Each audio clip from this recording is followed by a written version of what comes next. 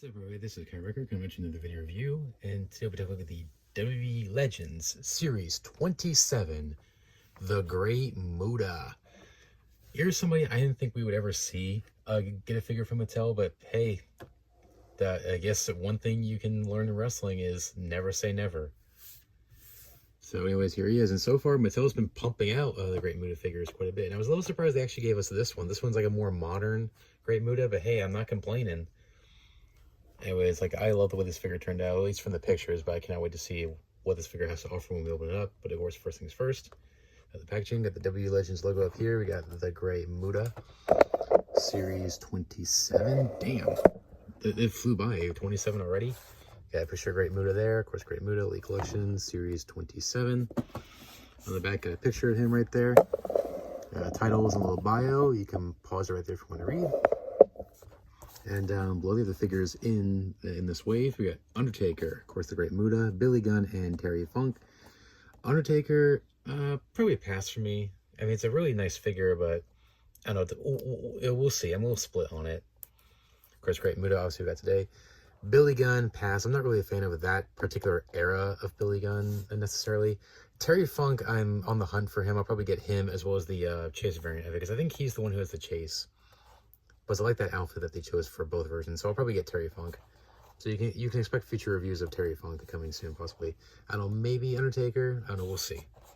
But we'll see when we actually find it, see how it is in person. Because so far the only figures I've actually found was Great Muta. They had one left of Great Muta, which is what I got here.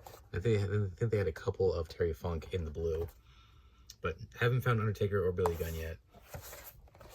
And with that, say for the packaging, so open up the Great Muta and see what we got here. Alright, so here's the Great Muta out of his packaging, and honestly, I would say, aside from his ultimate figure, this might be the best Muta figure we've gotten so far from Mattel. Hopefully there's more to come, but this one might be tough to top in terms of his elites.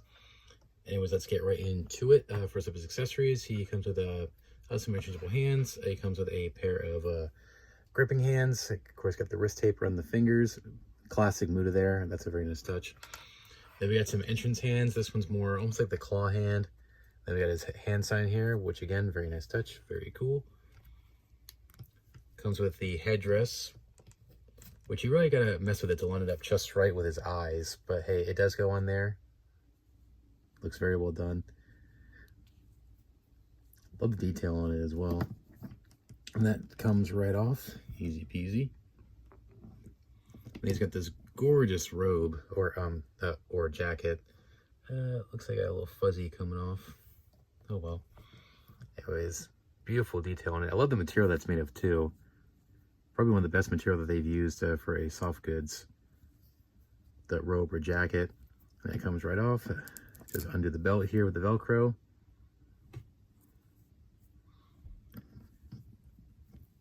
And it comes right off here. It, of course, does say bye-bye on the back.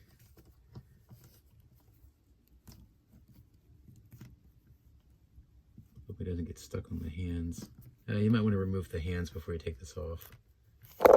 Oh, no, comes right off. Sweet. There it is. One more time.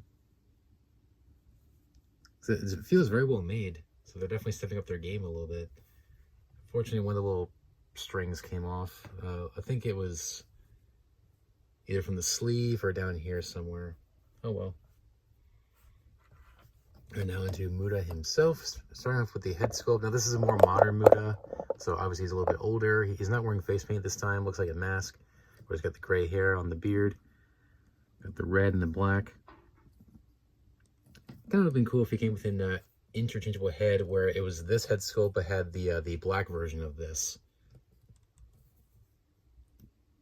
So I think that's what he wore when he wore this outfit, just to make it look a little bit more accurate. But yeah, still looks good. Excellent sculpting on it, especially up here on the top section. It says bye-bye on the back. Got the smaller torso, which I think is a tad bit too skinny. I mean, because during this time, I mean, yeah, he was thin, but he was a little bit more, a little bit wider.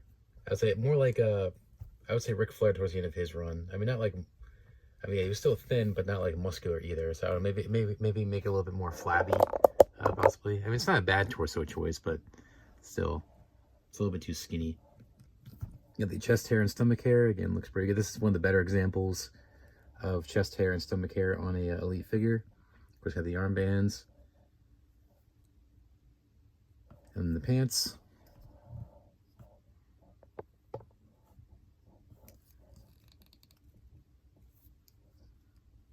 Now this pant mold, usually, I think this is a new mold, but anyways, anytime they do pants like this, the designs do scratch off pretty easily, even just from doing a stop motion or posing it. So I would say be careful of that. Still, love how shiny it looks. The flames at the bottom here, and then the boot mold.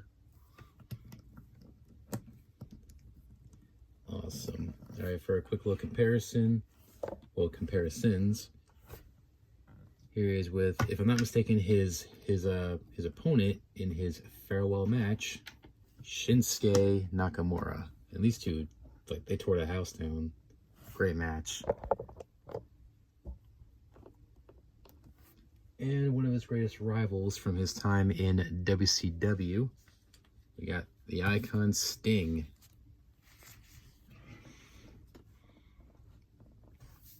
And it stacks up very well together. Hoping at some point we get an elite of Great Muta from like his WCW days, like basically an elite version of the Ultimate Edition. Just take that Ultimate and turn it into an elite.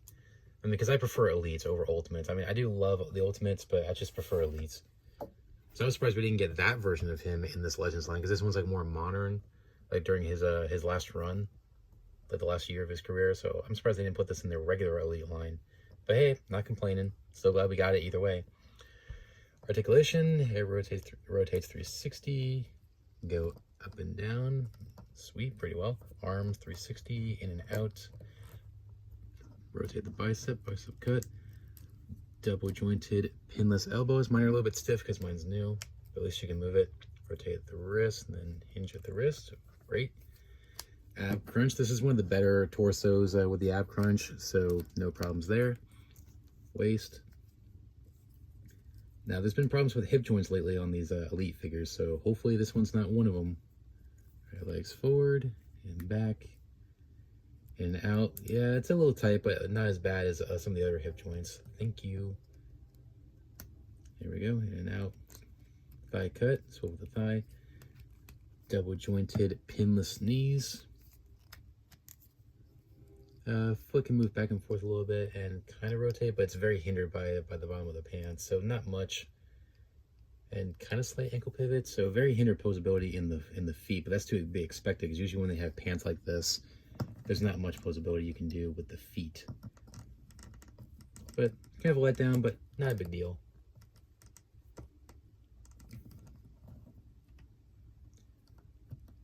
Anyways, this figure, honestly, aside from the Ultimate, this might be his best figure we've gotten so far from Mattel.